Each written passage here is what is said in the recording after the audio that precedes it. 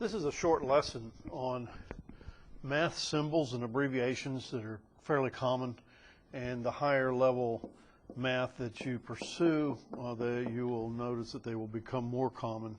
So I'm going to go ahead and just run through some of the common ones that you'll run into. They're sort of shortcuts to help just kind of make the process a little bit quicker. Let's try that, sorry.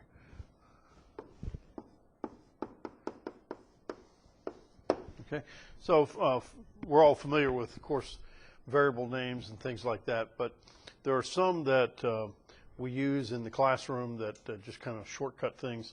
If you've watched any of the videos already on slope and all that, you may have seen the abbreviation delta.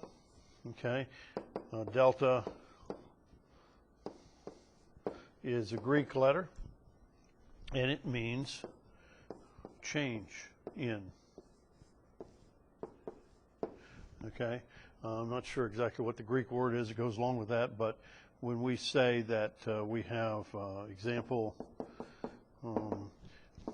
y2 minus y1 over x2 minus x1, we can abbreviate that as delta y over delta x. Okay, and so that's a very, very common abbreviation. Another one that we use quite a bit is three little dots in a right side up triangle shape, and that one means therefore. Okay,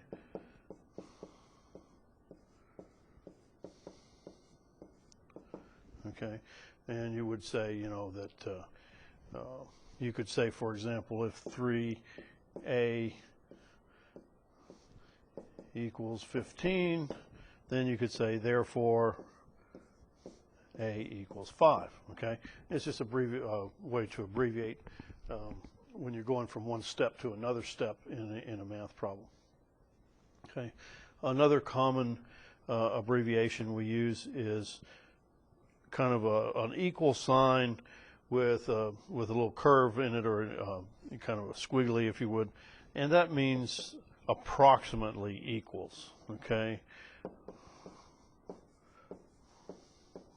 approximate.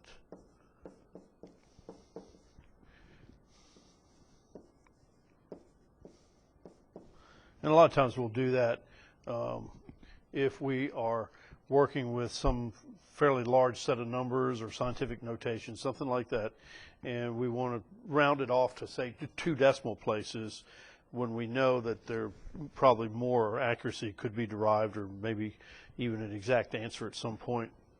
And so we could say, for example, here, approximately equal to 38.45 or something would be an example. Okay, 38.545. And what that indicates is that 38.45 is not the actual exact answer, but it's a rounded off answer or approximation. And we could even do that with other problems where we don't use decimals, where we're just looking for an approximate value. One more, which is similar to this, if we use just a single little squiggle symbol here, that is proportional to.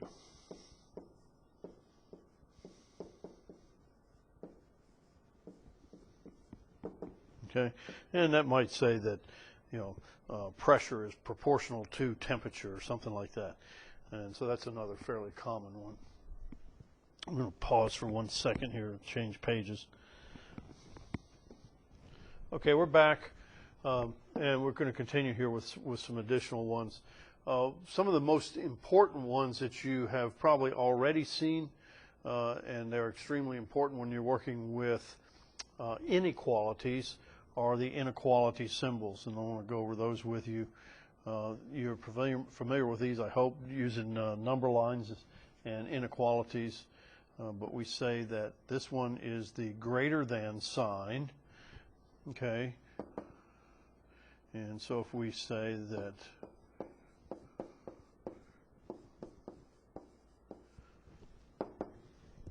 and remember that the larger number on the left, okay, so parenthetically larger quantity on the left in this case. And you might say that another way to look at it is the open jaws of the V, in other words, are opening up to the larger number. There's all different ways you can try to remember that.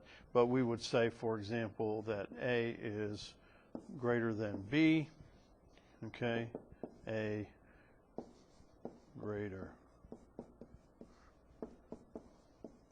than B. Okay, the next one, which is sort of a cousin here, is greater than or equal to. Now notice that the equal to sign is an additional line below the jaws of this greater than sign, right? So greater than or equal to is this one. And I don't know why, but a lot of people get confused with this. But just remember that what's happening is here we're actually adding a little sort of a slanted equal sign to the symbol. So that's why it's that way. Greater than or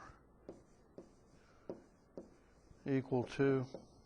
Okay, and of course the other way around would be if we have this one, and of course this would be less than.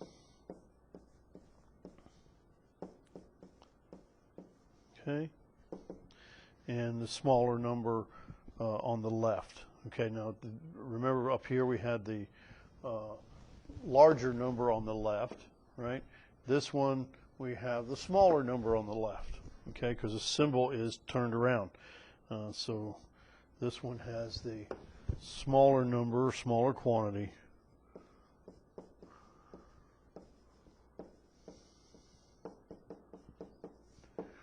on the left. Okay. And finally we have less than or equal to, which is similar. Less than or equal to. Okay. And again, we've added this little equal sign down here as a part of the symbol. Okay. The last inequality that I'm going to show you is, I'm going to show it to you because it exists, but we don't use it very often at all unless you're doing a proof. And sometimes doing a proof you use these, particularly when what's going on the left side of a proof does not match what happens on the right side. Okay, so that's all that is really is an equal sign with a slash through it, and that means not equal. Okay, so those are some key symbols. We'll go back and quickly look at this other set. Change in, therefore, approximately equal, and proportional to, and then the greater than or equal, less than or equal, or not equal are the fairly common symbols that we'll use. There's a whole host of other things that we will introduce as we go along, particularly in Algebra 2, including a lot of the other Greek letters that end up indicating particular types of variables or things like that. So we'll stop that lesson there, and we'll go on to something else.